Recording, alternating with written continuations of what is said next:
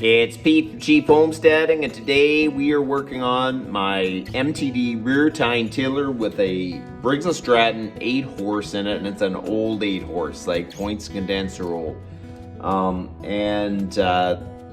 Long story, I left this thing outside and it's been just an absolute nightmare. Don't leave your small engine stuff outside. So I have a list of stuff I've done with it, but now for some reason we don't have any compression. And I don't think it's the fact that it needs a full rebuild, that the rings are stuck or anything. I think the valves are stuck open. But we are going to do a little bit of diagnosing. We'll do a compression test on it. We'll do a leak down test on it. And then we'll try to isolate where the compression is leaking from. So that's what we're going to do today. We're going to try to diagnose my tiller and maybe fix it. So let's go. It will not start. It's getting fuel. It won't even start if I put gas down the cylinder. So I'm pretty much sure that it doesn't have compression. So that's what we're going to do. We'll do a compression test first. Okay, so we're going to take the spark plug out.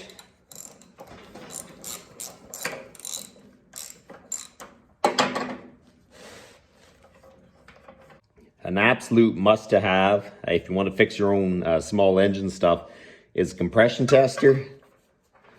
But compression a compression tester doesn't always tell you the whole story.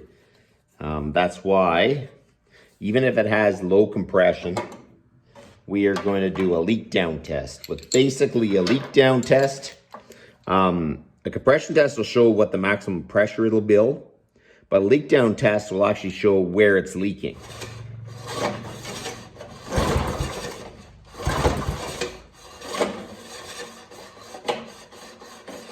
Wow, this pull cord is... Okay, so what it's got is 60 pounds, which it won't start with 60 pounds. So we're gonna do a leak down test. Basically, you get your leak down tester, you have to set your leak down tester, you plug it in and have it venting straight. You crank the regulator until that's at 100%. There you go, we're at 100%. You unhook it, and then you screw it into the cylinder. So now you got to set the engine to top dead center. So basically that's where the piston's at the top on the compression stroke. I don't know if I recommend you doing this, but using vice grips, but it is effective. So I clamped it, it can't go anywhere. So now when we plug it, the engine's going to be forced to stay at top dead center. So now you plug it in. So now the air is going through the cylinder. It's showing I have 60% loss on the compression on the engine. So it can either go out the actual crankcase, or it can go out the intake valve, or it can go out the exhaust. So now we're going to narrow it down. We're going to take the filler plug out and see there is air leaving it. You can actually feel a little bit, but it doesn't seem crazy. So I don't think it is the rings that are causing the compression leak. I can hear a lot coming out of the exhaust.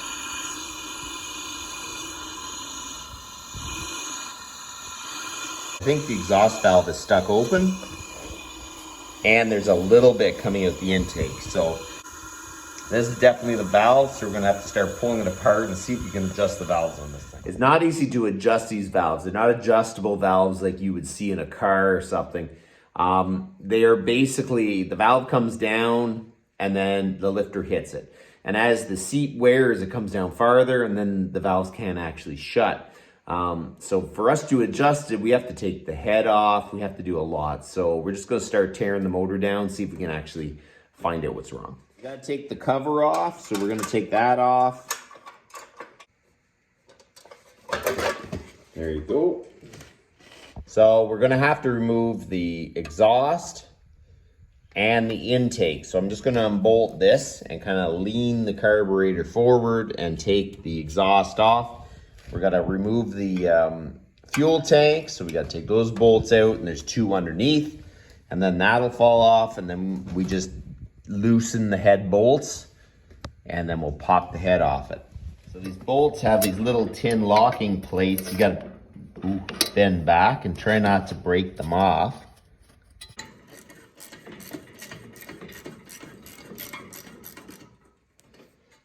That's loose, and then there's one just on the top of the head right here. Oh, that's real tight. Let's not break that off.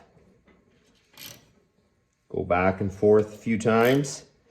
It's either breaking off or it's coming loose.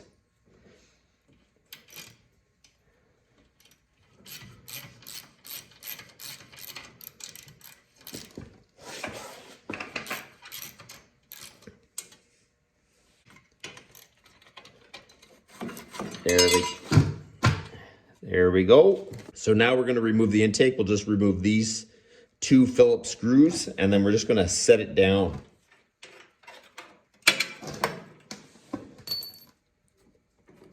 And there's one more bolt down here we got to loosen up. Okay, so now we're just going to set the carburetor down here out of the way.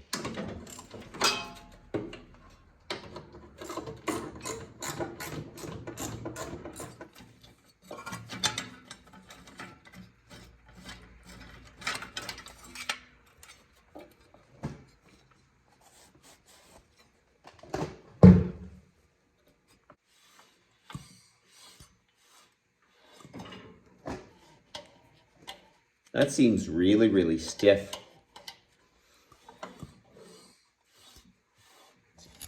So basically, here's your lifter, and here is the bottom of the valve stem, and it's supposed to be 10 thou, and it doesn't go in. So they are a little tight, so we're gonna have to redo the valves on it. Okay, so eventually I'm gonna get the right tool for it because it was almost impossible to show you, but basically the exhaust valve has an automotive style lock, so you have to kind of pry up on it and pop them out. The intake basically has this plate, and it's a keyhole shape, so you basically push it up and then it kind of just locks in place. The springs are still there, but they're not locked in, so you can actually remove the valves. So you pull out the exhaust valve, and you can really tell that it hasn't been seating. You can't see where it was seating, so it was basically just probably barely touching. You want a fine grit sandpaper. You don't want it to be too aggressive, and you kind of rip a bit of a line in here. You get your valve and you stick it here, and it's going to go like that. You're going to stick it down in here, and you're going to turn it. And it's the poor man's seat grinding.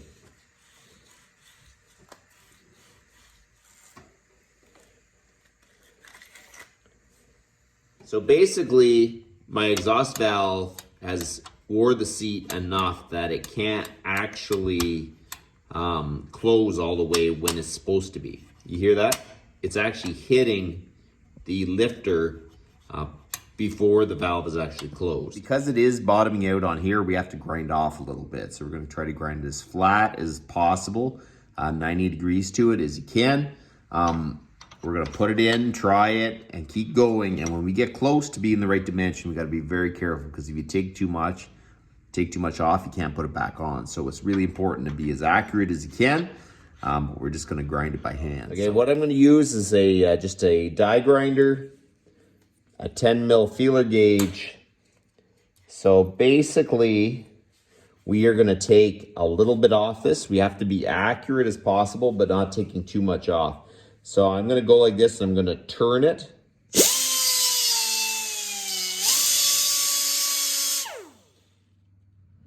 And then we're going to stick it back in if we got 10 thousandths of an inch.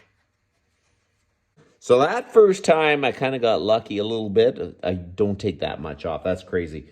But when I put it in, it's right at 10,000. So we are going to lap the valves again, which is probably going to even tighten it up again. We might have to touch it up. So now we're going to get this around till the exhaust lifts. And we're going to check the intake, which is supposed to be 6 thou. where are we? 6 thou. I would actually say that that is perfect. We're gonna lap the valves, which is basically you put a little bit of grit underneath here and you spin them to seat them. So we're gonna do it with the intake and the exhaust, and then we're gonna recheck the dimension. Okay, so you get a little bit of lapping compound. It's basically grit. So you put it on the seat of the valve, and there's a suction cup that you stick to the valve.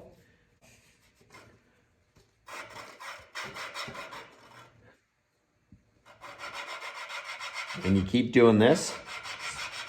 Keep working it back and forth. And it seats in the valve that the valve actually has good contact. Now we're going to wipe off the valve, and you can see it actually made a nice seat again.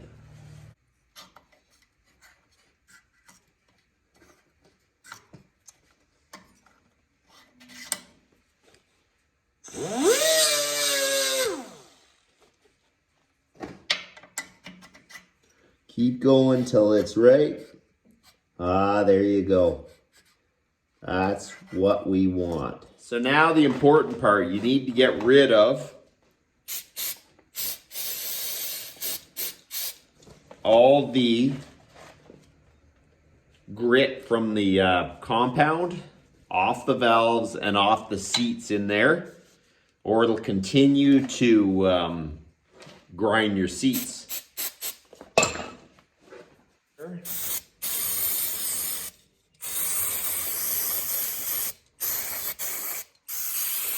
So you remember, it's a keyhole, so I am going to fish this back over.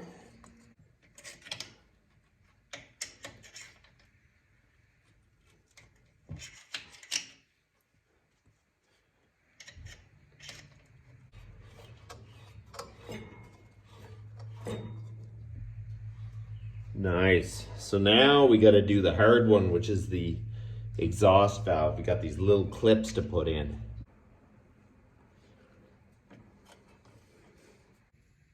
Without the tool, there is no pretty way to do this. I'm just going to keep fighting with it till I actually get the clips in and she's locked in place. Okay, so I really couldn't show you how I did that. I just kept fiddling until I got the clips back up. I basically used 2 little blocks of wood. So what I've learned from this whole thing is I'm going to buy a Briggs Stratton spring compressor because that's worth every cent. I think they're $35 on Amazon.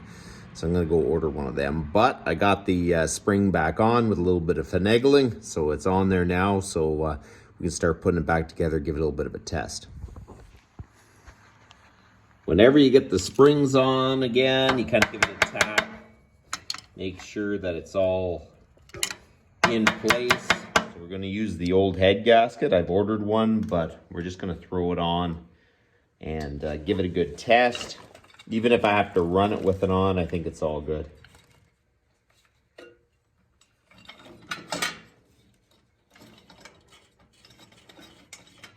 If the compression came up, because there's no need to do a whole lot more work on it if you can't even get a compression out of it. I might as well look for a new motor. Okay, so I'm not going to worry about torquing it down the final time. I'm just going to tighten it up evenly. And then we'll do a compression test to see if the compression test is better. If the compression test is better, then we'll torque everything and put everything back together, and then it should fire up, hopefully.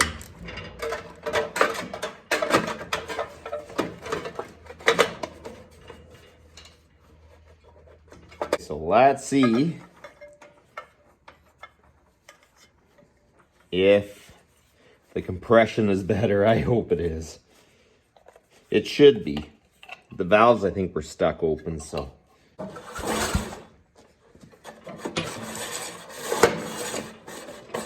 Oh, come on. My pull cord. It must be because it's not bolted down properly.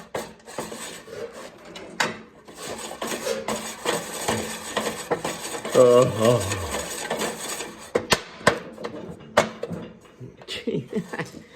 Oh. I tell you, it is a bit tiring. There we go.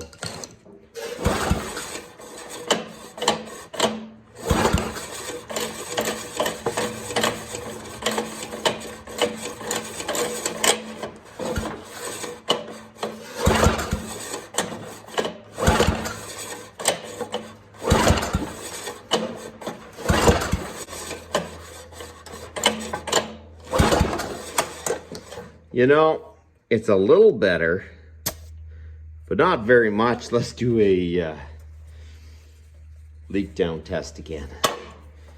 So it went from being in high to moderate, the high end to moderate. So my cheap valve job basically got me from high leak by to moderate. I didn't see much difference in the compression test. But, you know, the last time when I threw gas down, it wouldn't start at all. So we're going to throw some gas down the cylinder, give it a pull, and see if it fires up.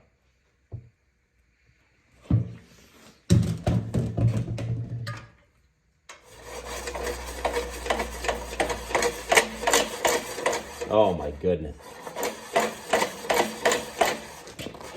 Oh, my recoil thing's sticking.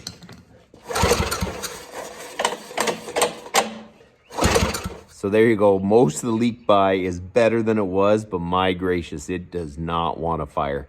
You know what? It's just what it is. It's really, really frustrating.